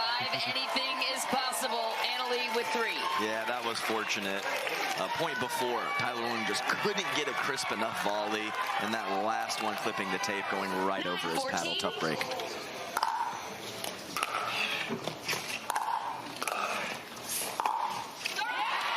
Into the net for Ale. Yeah, nice job of having a nice, clean, deep approach shot and a good first volley. These first couple points, I mean, shots at each point so critical in singles. In comes Hayden Patriquin and Megan Dezan. Hayden Patriquin needs to clean up to gain some ground here for the 5s. Let's serve. We'll redo it.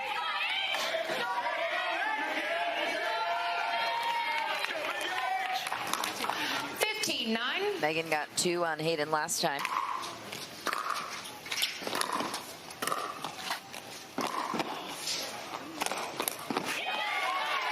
That's a big point for Hayden. I know you think that might be simple in terms of the overhead, but so how many times do we see an overhead just crushed in that stance and crushed straight into the net? Just a steady play, took a breath, got the job done.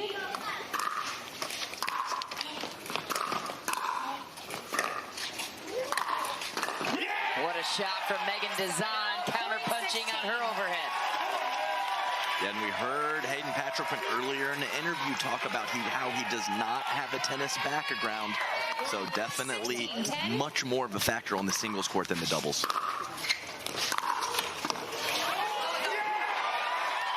Side out. Ball was called wide by Patriquin.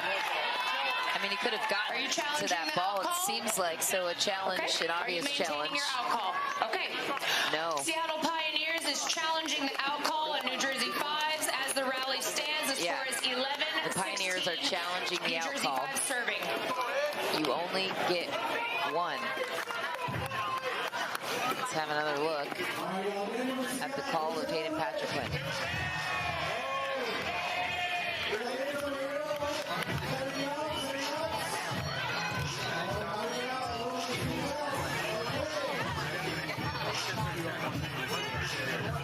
Here's another look. Oh boy. Oh no, I don't envy the jobs of the referees here. Oh, okay. Do you think the camera angle, like straight up the line, is there a possibility, Adam? I don't know. I'm gonna say out very, very not confidently. I was gonna say, could you whisper that anymore? Wow, this would be a huge swing of momentum. The scoreline looks a lot different at 17-10 and 11-16 when you still have a chance. That's Seattle though. Let's have the verdict on the call. The ball was in. The call is overturned. Oh. Ball was called in. Megan Dazan takes back what she feels like she earned. Now takes a 2-1 point edge. This is the final point in the rotation between these two. Pioneers still has one. We will resume play 17-10. All right, players, time in. 17-10.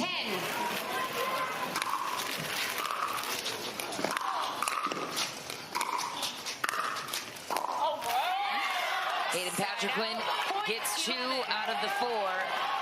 That's just an uncomfortable position right there for Megan Zahn. Took a little bit of a funky bounce. She caught her feet both facing the direction of the net, now able to turn to get enough torque. All the pressure on Leah Jansen. As the Seattle Pioneers sit pretty, 4 points out from taking the match. Big winner down the line, opening point. Really nice job of Leah Jansen holding that front shoulder closed to have deception to Etta Wright. She thinks she's going inside out. She whips through at the last moment to go cross court. I got you on. Wide, and Leah Jansen already beat her point total from the last rotation. She only got 1 against Etta in the first round. Well, and you're starting to see that pattern. So that first ball goes to the backhand side, then she moves Etta to the forehand side.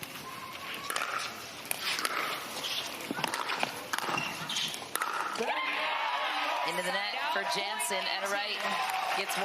Yeah, just enough depth on the volley from Etta Wright to force, not Leah Jansen not into a difficult pass, but not an easy one either. 18-13.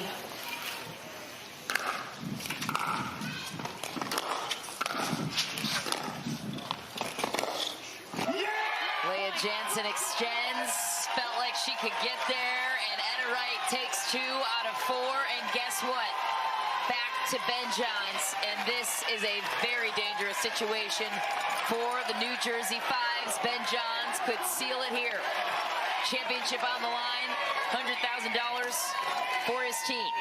19-13. 2 points away.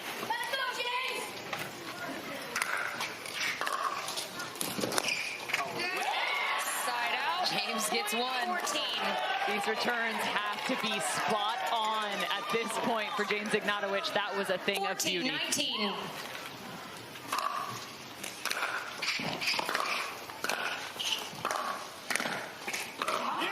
Ben Johns and the backhand flick. 20. It's textbook championship point for the Seattle Pioneers. Looking for back-to-back championships. 20-14.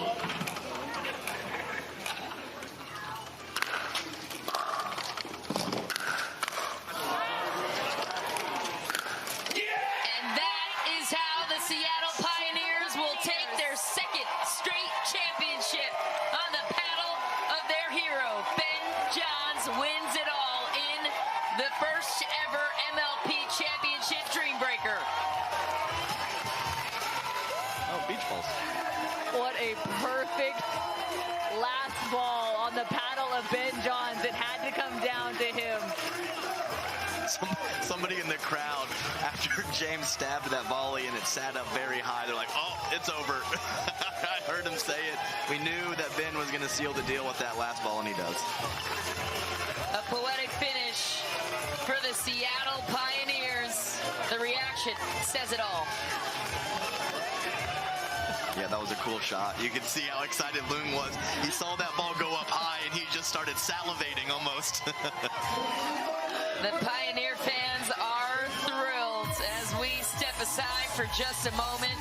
But don't go away. Cameron Blackwood will check back in with the winners who have a chance to win the Super Final Monday night too.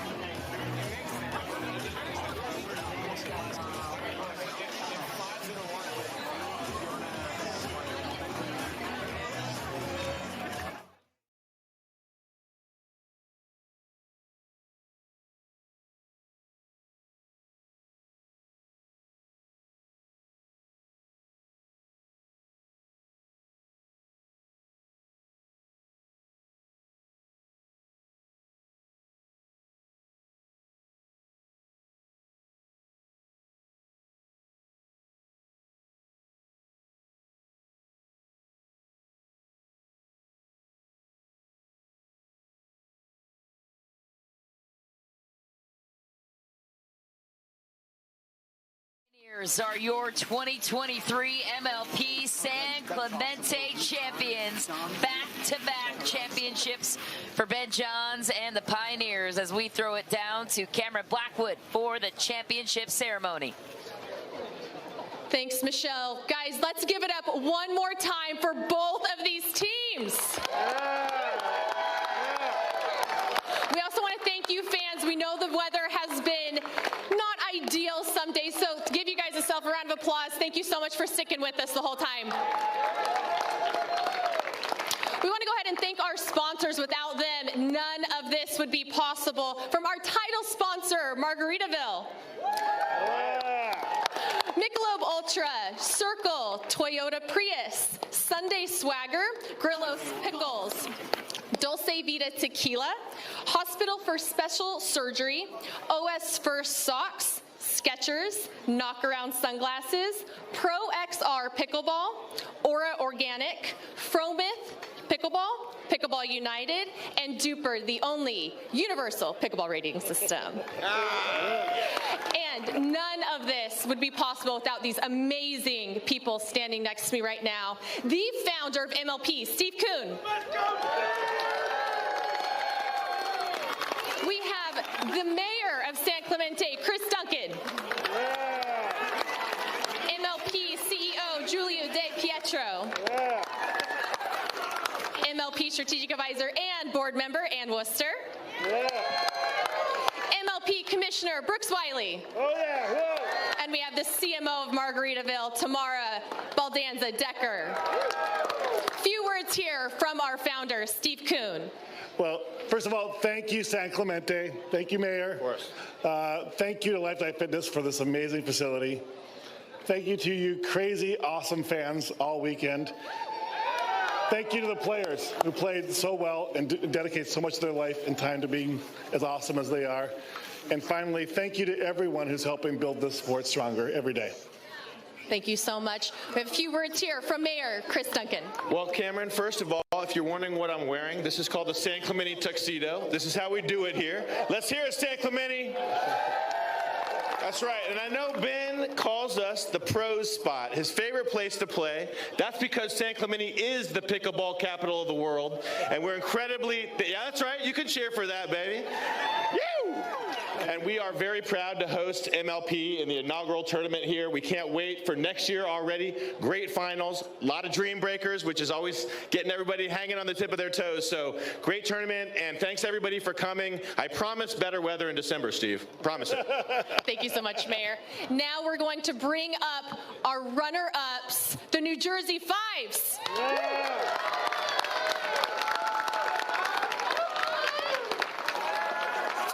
James, not the outcome you guys were wanting there, but just how proud are you of this team for fighting all the way to the end and making it to your first final? Yeah, I think it was, you know, it's tough because obviously everybody wants to win, but it was just so fun being out there, being able to do this and play pickleball as like, you know, for a living. It's still crazy to me. It hasn't sunk in yet. I'm not like Anna Lee, who's had her whole life, you know. It's different. For me, it's like, shoot. So, plus, like, it was tough for me to get fired up or mad at that team. I mean, Seattle is just, all of them are so nice, so great outside of Ben, and, you know. But seriously, yeah, I'm super happy for them. Yeah, they played really well and stepped up in the Dream Breaker, and they deserve it. Thank you so much, guys. Thank you. And now we're going to bring up our winners for the second time, the Seattle Pioneers.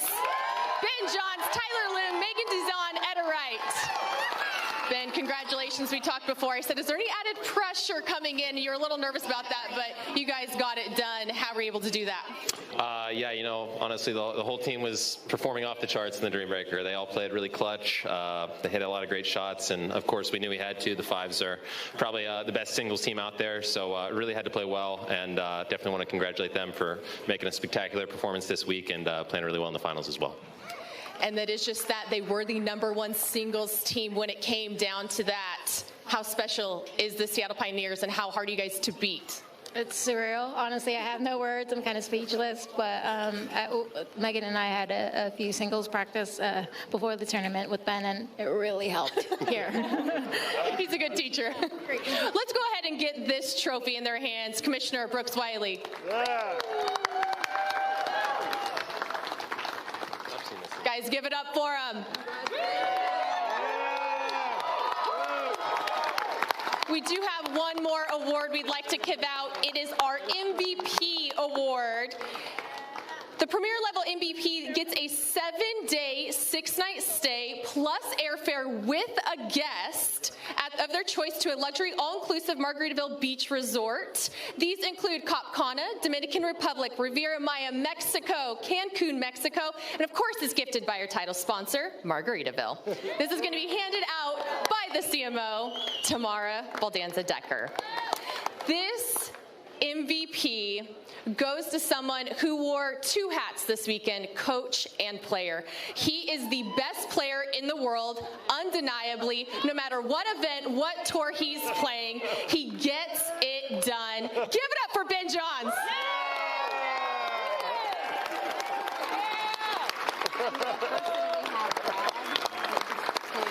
Guys, we just want to say thank you so much. The fans, you've been amazing. We couldn't do anything without the players to watch, and of course, our sponsors who make it all happen. Thank you so much. Michelle, back to you. Wow, what a moment, what a ceremony, Cameron. Thanks so much. Ben Johns, undeniably the best player in the world, as Cameron said, Adam, but this was special for many reasons, especially for a player like Tyler. Absolutely. Tyler Loong, the longest tenured pro player of the 8 players in the final at this stage of his career, to get back-to-back finals. Great accomplishment from him. Yeah, and I just got to go hats off to Etta Wright and Megan Zahn. They played so well all weekend long, but Etta Wright stepping up big time in that dream breaker. She's my 2nd MVP. Both players had a gold medal to their name this season. Now they add another MLP championship title to their record. The Seattle Pioneers are back-to-back champions, and guess what? They're back in action with us tomorrow night for the Premier Super Final against the LA Mad Drops. That one will be on ESPN2, and the Challenger Super Final right here on T2. The Bay Area Breakers squaring off against the Chicago Slice. What a run, what a dream breaker. For Cameron Blackwood, Adam Stone, Cameron Irwin, I'm Michelle McMahon saying so long from San Clemente. Enjoy your night. We'll see you tomorrow.